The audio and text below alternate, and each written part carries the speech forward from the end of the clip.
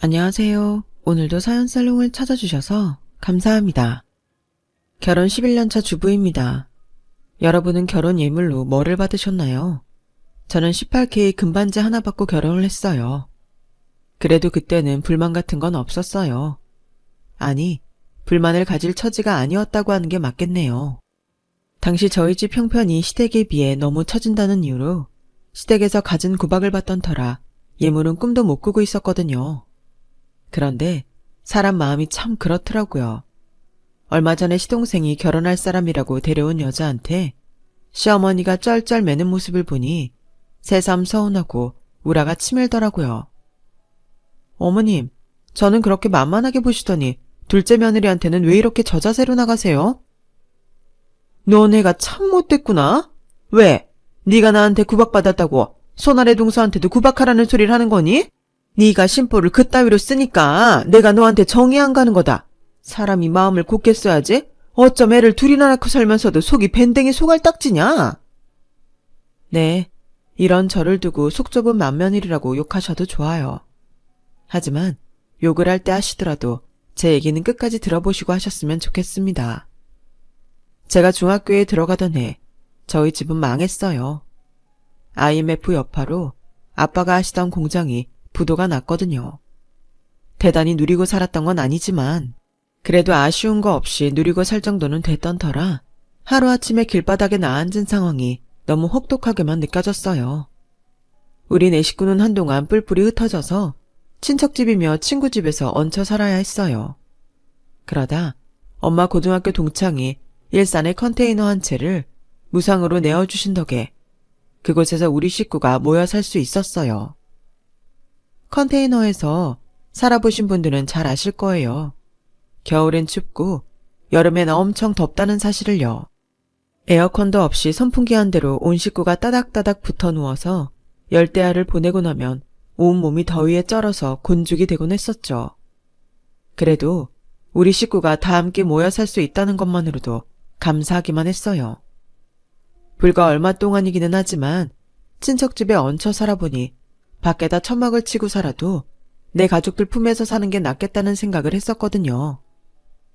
우리 식구는 그 컨테이너에서 꼬박 3년을 살았어요.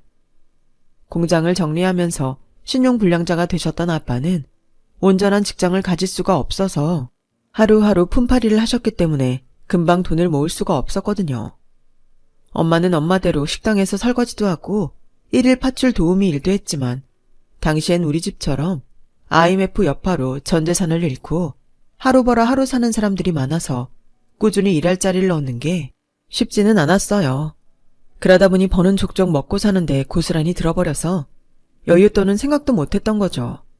그러다 아빠가 운 좋게 제대로 된 직장을 얻을 수 있어서 월세 보증금을 마련할 수 있었고 그 덕에 컨테이너 생활을 끝낼 수 있었어요. 저보다 4살이 많았던 오빠는 고등학교를 졸업하고 인쇄소에서 일을 하다가 군입대를 해서 고등학생이던 저는 한동안 혼자 방을 쓸 수 있었어요. 예전에는 너무도 당연히 가졌던 내 방인데 3년 사이에 황송한 마음까지 들게 되는 걸 보니 있을 때는 고마움을 모른다는 말이 실감이 나더라고요. 오빠가 제대를 할 때까지 독방을 쓰던 저는 오빠가 제대를 한 뒤로는 엄마랑 둘이 쓰게 됐어요. 안방은 아빠랑 오빠가 같이 썼고요. 아무리 남매라지만 다 큰 딸이랑 아들한테 한 방을 쓰게 할 수는 없다고 아빠가 그렇게 정하신 거였죠. 제대한 지 얼마 안 됐던 오빠는 바로 취직을 했어요. 전에 일하던 인쇄소 사장님이 먼저 오빠를 불러주셨거든요. 저를 제외한 세 식구가 돈을 벌기 시작하면서 살림은 조금씩 나아졌어요. 그래서 저는 대학 진학을 꿈꿀 수 있었죠. 사실 공부는 오빠가 잘했는데 집안 사정 때문에 대학 진학을 포기하고 취직을 한 탓에 기회가 저한테 넘어왔거든요. 오빠는 저한테 등록금 걱정은 말고 공부나 열심히 해서 좋은 대학 가라고 말해주었지만 흔쾌히 그러겠다고 말하지는 못했어요. 늘 몸에 기름 냄새를 달고 사는 오빠를 보면 내가 오빠가 받아야 할 기회를 뺏은 기분이 들었거든요. 그러면서도 한편으로는 대학 생활에 대한 로망도 피어나곤 했어요. 소개팅도 해보고 싶고 CC가 되어 함께 강의도 듣는 상상도 하게 되었죠. 그런 이율배반적인 마음 때문인지 그때는 정말 열심히 공부를 했던 것 같아요. 따로 학원을 다니거나 과외를 받지 않았는데도 수능에서 인서울대학은 골라서 갈 정도로 충분히 성적이 나왔거든요. 그렇다고 명문대에 갈 성적은 아니라서 어차피 명문대에 못 갈 바에는 그나마 등록금이 저렴한 학교로 가고 싶어서 시립대를 선택했어요. 그렇게 저는 꿈에 그리던 캠퍼스 생활을 하게 되었죠. 오빠의 희생으로 얻은 기회를 제대로 살려서 오빠한테 되돌려주고 싶은 마음에 강의도 빠지지 않고 열심히 공부를 했어요. 그러다 보니 CC는 고사하고 졸업할 때까지 소개팅 한번 못 해보고 끝나버렸죠. 남들이 남자랑 연애할 때 도서관에서 책과 연애를 했던 저는 졸업을 앞두고 취업에 성공했고 드디어 제 손으로 돈을 벌게 되었어요. 그리고 첫 월급을 타던 날 오빠한테 말했어요. 오빠, 이제 돈은 나도 버니까 더 늦기 전에 오빠도 대입에 도전해보는 게 어때? 내가 학원비도 대주고 오빠 등록금도 대줄게. 오빠는 한사코 마다했지만 엄마랑 아빠까지 가세해서 등을 떠밀자. 그럼 일을 그만두기는 그렇고 야간 대학을 알아볼게. 직장 다니면서 대학 다니는 사람들도 덜어 있더라고. 오빠는 낮에는 인쇄소에서 일하고 밤에는 녹화본으로 EBS 방송을 보면서 수능 준비를 했고 이듬해 대학에 들어가게 됐어요. 다행히 사장님이 편의를 봐주셔서 퇴근 시간을 당길 수 있었거든요. 오빠 방에 강의 교재가 하나 둘 쌓이는 걸 보니 그제야 10년 묵은 채증이 내려가는 것처럼 속이 뻥 뚫리더라고요. 하지만 얻는 게 있으면 잃는 것도 있는 게 인생이잖아요. 묵은 빚을 청산하느라 저는 30이 될 때까지도 변변히 모은 돈이 없을 정도로 빈털털이었어요. 주변에서는 제가 일에 빠져 사느라 결혼을 안 하고 사는 줄 알았지만 실은 손에 쥔 돈이 없어서 결혼을 생각도 못하는 거였어요. 그런 제 사정을 모르는 친구들과 직장 선배들은 툭하면 소개팅을 주선하겠다고 해서 거절하느라 진땀을 빼곤 했죠.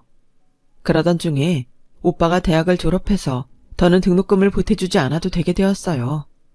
거기다 저랑 제일 친한 친구가 결혼을 해버려서 주말에도 혼자 집에 있는 날이 늘어가자 문득 연애를 해볼까 하는 생각이 들더라고요. 일단은 결혼 말고 연애만 하면 되지 뭐. 결혼은 돈 모아서 하면 되잖아. 속으로 이런 자기 합리화를 하면서 직장 선배가 주선한 소개팅 자리에 나갔어요. 30살에 연애 경험이 없던 저는 그날 소개팅에서 만난 남자랑 바로 연애를 시작하게 되었고 그동안 드라마에서나 보던 데이트 장면을 몸소 실천하며 꿈같은 나날을 보냈죠. 저랑 사귀던 남자는 제 선배 군대 선임이었는데 군생활 중에 친해져서 제대 후에도 인연을 이어가고 있었어요. 얼굴이 잘생긴 건 아닌데 성격이 유쾌해서 같이 있으면 얼굴에 웃음이 떠날 일이 없는 사람이었죠. 집안 형편도 괜찮은 편인지 차도 좋고 평소 사용하는 물건들도 다 이름 있는 브랜드 제품이었어요. 아, 어제는 엄마한테 붙잡혀서 백화점 따라다니느라 죽을 뻔했어. 여자들은 다 그러나? 어떻게 옷을 한 번에 안 사고 꼭 전 매장을 다 둘러보고 사냐? 우리 엄마만 해도 그래. 1시간 가까이 매장을 다 둘러보고는 결국엔 처음 들어갔던 매장에서 샀다니까? 지하 식품 매장에서는 또 어떻고? 정말 이해가 안 간다니까? 주희 너도 그러니? 뭐 다 그렇지. 솔직히 성인이 된 이후로 백화점에서 옷을 사 입어본 적이 없던 저한테는 남의 나라 이야기 같았어요. 당시 저는 한 푼이라도 더 싸게 사려고 동대문 도매시장에서 발품 팔아가며 옷을 사 입는 처지였으니까요. 사는 형편이 다르다 보니 남자친구랑 깊은 관계로 변해가는 게 걱정이 되더라고요. 이러다 결혼하자고 하면 어쩌나 하는 생각 때문이었죠. 그렇다고 헤어지자고 할 자신도 없었어요. 그 사람은 제게 첫 남자였고 그래서 모든 순간의 처음을 함께한 사람이었거든요. 그렇게 결혼에 대한 두려움을 가지고 있으면서도 2년이나 연애를 했어요. 그리고 그렇게 걱정하던 청혼을 받게 되었죠. 청혼을 받고도 제가 아무 대답이 없자 당연히 승낙할 거라 기대했던 남자친구는 당황한 기색이 역력했어요. 뭐야, 너 나랑 결혼할 생각 없었던 거야? 난 그냥 너한테 엔조이 상대였어. 말해봐. 연애는 나랑 하고 결혼은 딴 놈이랑 하려고 그런 거냐고. 만나는 동안 화 한 번 안 내던 남자친구는 뜨뜻미지근한 제 태도에 결국 목에 핏대를 세웠어요. 그런 거 아니야. 실은 우리 집 사정이 그리 좋지 않아. 그동안 직장 생활을 오래 했어도 모아놓은 돈도 없다고. 그런데 결혼을 어떻게 해? 자기야, 그래서 말인데 몇 년만 더 기다려주면 안 돼? 내 손으로 혼수 장만할 시간을 줘. 결국 그날 저는 저희 집이 IMF로 망한 사실과 3년 동안 엄마 친구의 컨테이너에서 살았다는 얘기까지 모조리 털어놓았어요. 너무 창피해서 벌개진 얼굴로 말하는 저를 보자 남자친구는 그제야 죽다 살아난 사람처럼 피식 웃더라고요.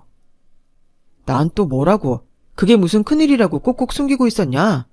내 친구들 중에도 그런 애들 많아.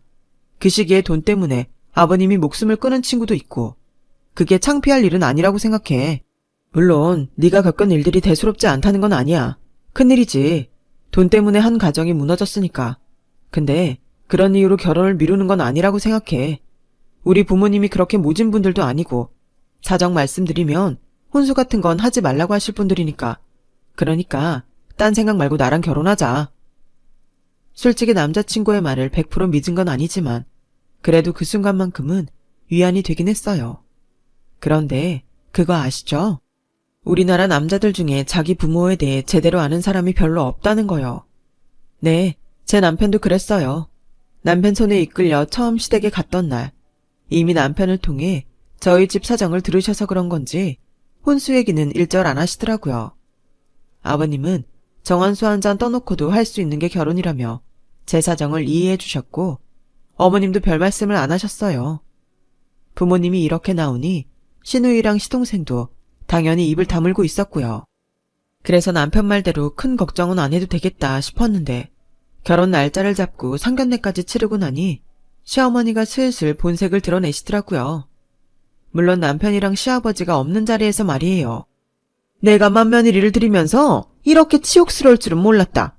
예단비는 고사하고 혼수도 변변히 못 챙겨오는 애를 창피해서 어떻게 주변에 소개하니? 세상에, 네가 천의 고아도 아니고 부모의 오빠까지 있는 애가 결혼 자격이 없다는 게 말이나 되니?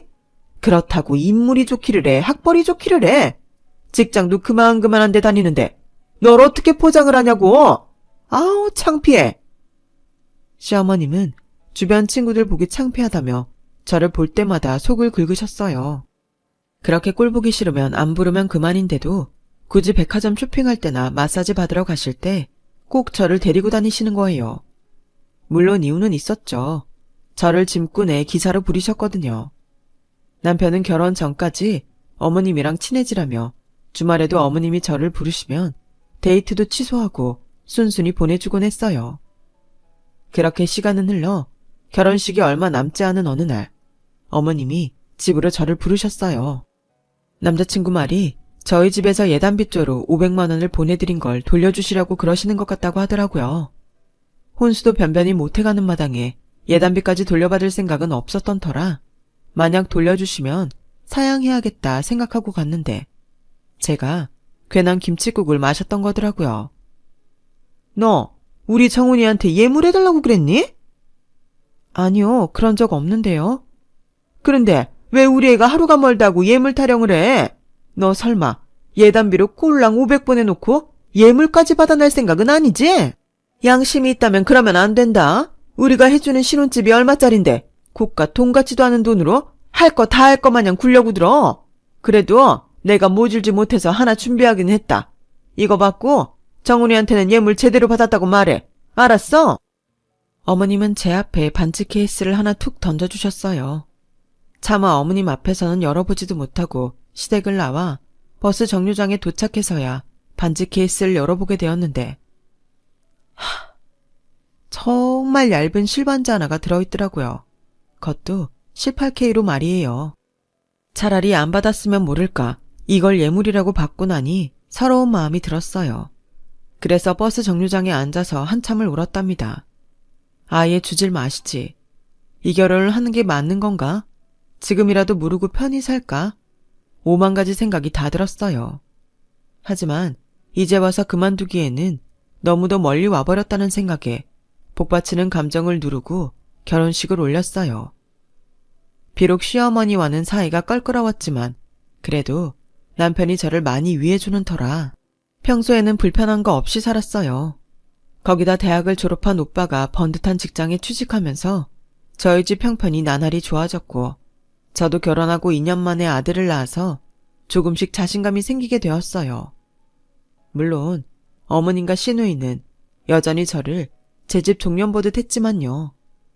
그런데요, 돈이 없을 때는 별거 아닌 말도 비수가 돼서 가슴에 꽂히더니 친정집 형편이 나아지니까 가시도 친 시어머니 말도 그렇게 따갑지만은 않더라고요. 그래, 그냥 듣고 흘리자 하는 생각이 들 정도로요. 2년 터울로 둘째를 얻는 사이 시누이는 시집을 가서 명절이 아니면 얼굴도 보기 힘들게 됐어요. 저를 갈구던 2인조가 혼자가 되고 나니 전보다 시어머니 악담도 약발이 서지 않게 되었죠. 물론 여전히 툭하면 저를 불러내서는 기사처럼 부리시기도 하고 예단 제대로 못 받으신 거랑 혼수 적게 해온 걸로 타박하시긴 하지만 애 낳는 고통을 2번이나 겪은 제가 그런 말에 겁을 먹을 처지는 아니죠. 얼마 전 그 일이 있기 전까지는 말이에요. 평생 독신으로 살 것 같던 시동생이 마흔을 앞두고 갑자기 집에 여자를 데려온 거예요. 당장 결혼을 하겠다고 폭탄 선언을 하면서요.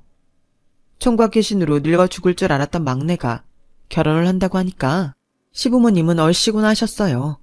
그런데 시동생이 데려온 여자는 안 좋은 일이 있었는지 시댁에 있는 내내 뚱한 표정이더라고요. 시부모님이 뭘 물으셔도 뚱하게 네, 아니요 정도의 단답형으로만 답을 했고요. 그러자 시어머니가 더는 못 참고 본색을 드러내셨어요. 아니, 이봐요. 어른이 질문을 하시면 공손하게 대답을 해야지. 네, 아니요. 이게 뭡니까? 그쪽 집안에서는 예의범절도 안 가르치던가요? 그러자 시동생이 버럭 소리를 쳤어요. 엄마, 지금 우리 예림이한테 뭐라 그랬어? 엄마가 뭔데 우리 장인장모님을 흉봐? 엄마 당장 사과해. 솔직히 제가 시어머니랑 사이가 그리 좋지는 않지만 어머님이 그리 잘못한 것 같지는 않았어요. 물론 남의 친정 부모님까지 들먹이신 건 잘못이지만 예비동서 행동이 엉망인 것도 사실이었으니까요. 눈 딱 내리깔고 똥 씹은 표정으로 건성건성 대답하는 걸 보고 저도 기분이 나쁜 정도였거든요.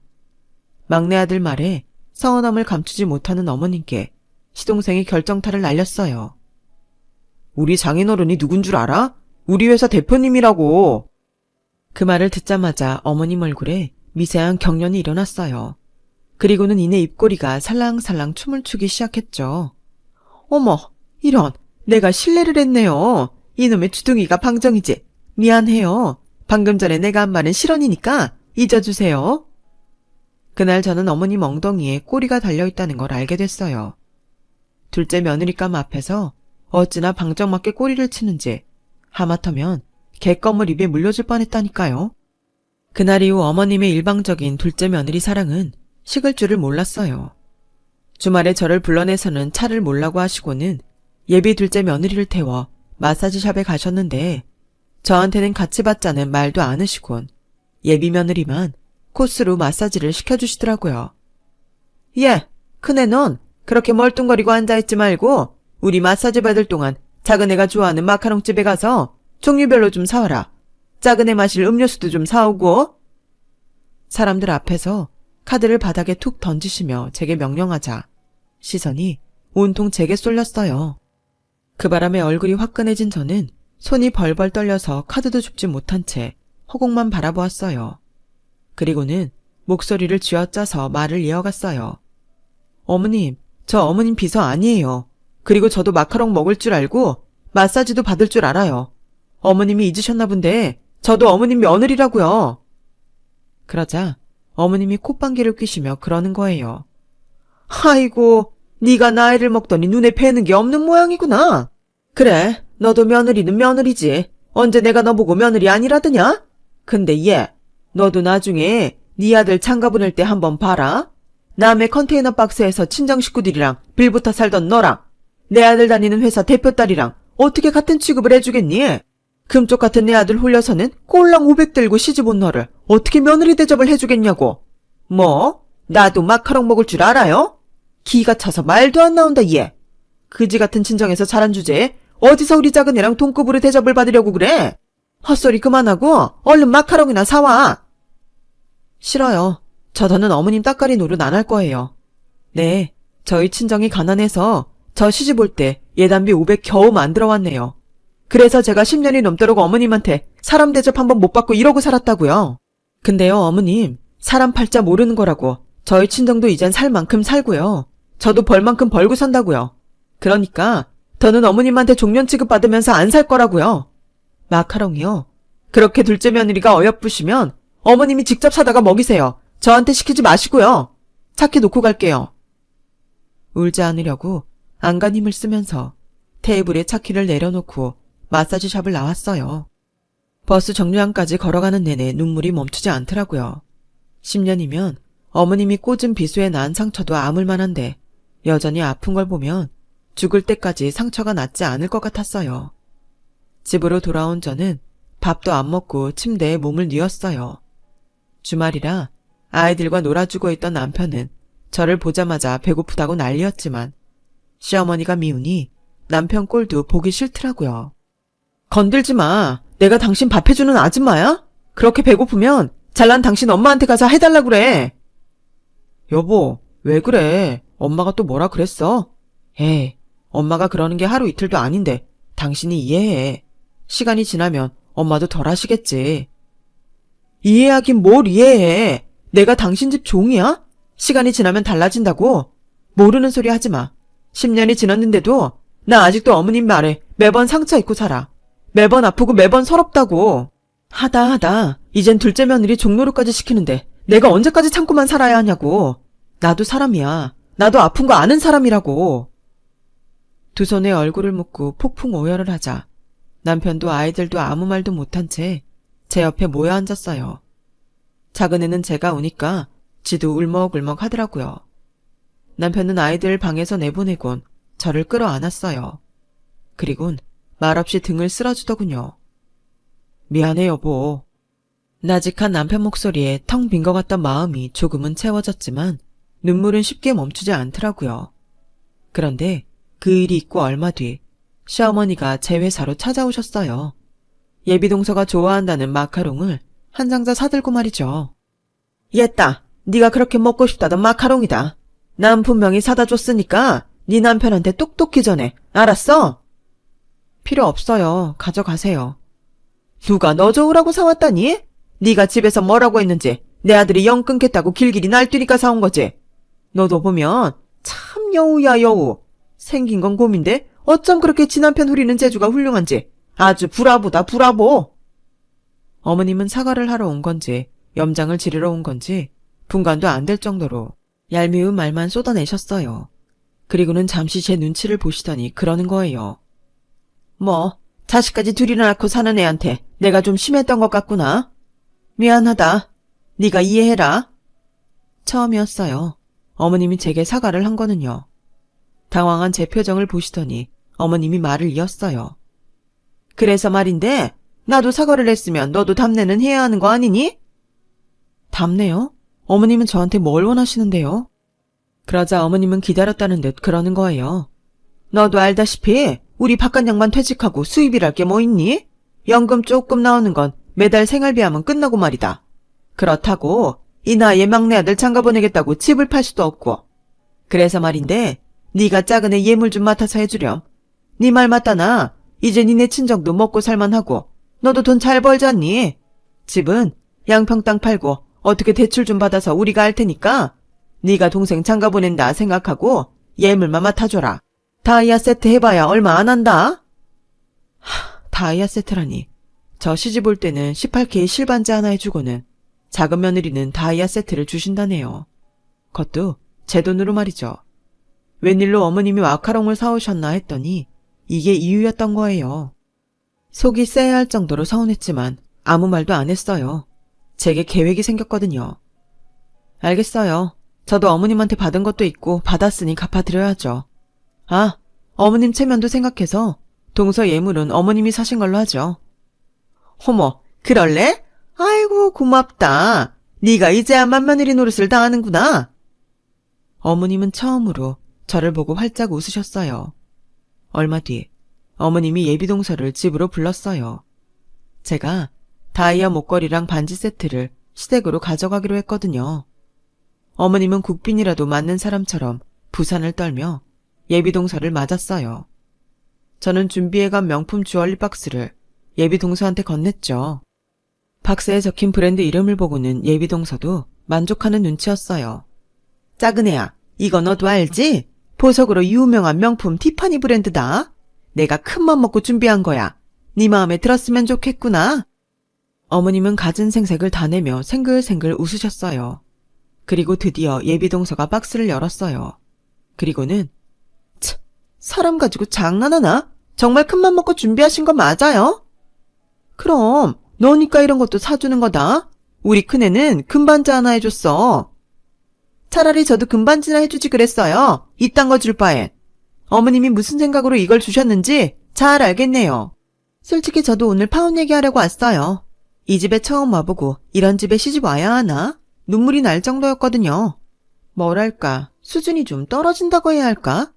도저히 내가 아까워서 이 결혼 못하겠더라고요. 아, 이 다이아는 딱 어머님 수준인 것 같으니까 가지세요. 예비동서는 주얼리 상자를 어머님께 건네고는 쌩하니 나가버렸어요. 어머님은 맨발로 달려나가 예비동서를 잡으려 했지만 동서는 끝내 어머님 손을 뿌리치고 가버렸어요. 집으로 돌아온 어머님은 주얼리 상자를 열어보시고는 뒷목을 잡았어요. 너!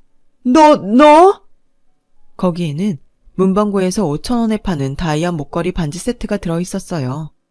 어머님, 제가 결혼할 때 어머님한테 받았던 18K 반지 가격을 따져보니까 딱 요 정도를 살 수 있겠더라고요. 참, 다이아 세트는 5,000원이고요. 그 박스 가격이 5만 원이 넘네요, 글쎄. 어머님은 허세가 심하셔서 박스에 힘 좀 줬습니다. 만족하시죠? 아, 그리고 이제부터 저한테 전화하지 마세요. 저 이제 어머님 며느리 졸업하려고요. 대신 어머님 아들은 가끔 불러내셔도 돼요. 그이가 나갈지는 모르겠지만. 그럼 안녕히 계세요. 너 인연, 거기 안 서? 어머님은 제 뒤통수에 쌍욕을 해가며 소리쳤지만 귓등으로 흘리고 집으로 돌아왔어요. 시동생의 결혼은 그렇게 쫑이 났고 시어머니는 그동안 예비 작은 며느리한테 드린 돈을 되찾겠다고 소송을 하느니 마느니 하셨지만 결국 그러지 못했어요. 큰아들과 작은아들이 연을 끊겠다고 나서는 바람에 그런데 신경 쓸 여유가 없었거든요. 아, 저요? 저는 알턴니를 뺀 것처럼 시원하게 일상을 보내고 있답니다. 이제는 그 누구한테도 상처받지 않도록 내면의 근육을 늘리며 살아보려고요. 제가 올곧게 있어야 저희 아이들도 예쁘게 자랄 테니까요. 지금까지 제 사연을 들어주셔서 감사합니다.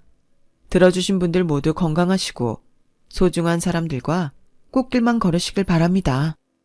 여러분, 사연 댓글에 응원과 현명한 조언 부탁드려요. 좋아요와 구독은 저에게 큰 힘이 됩니다. 오늘도 좋은 일 가득하세요.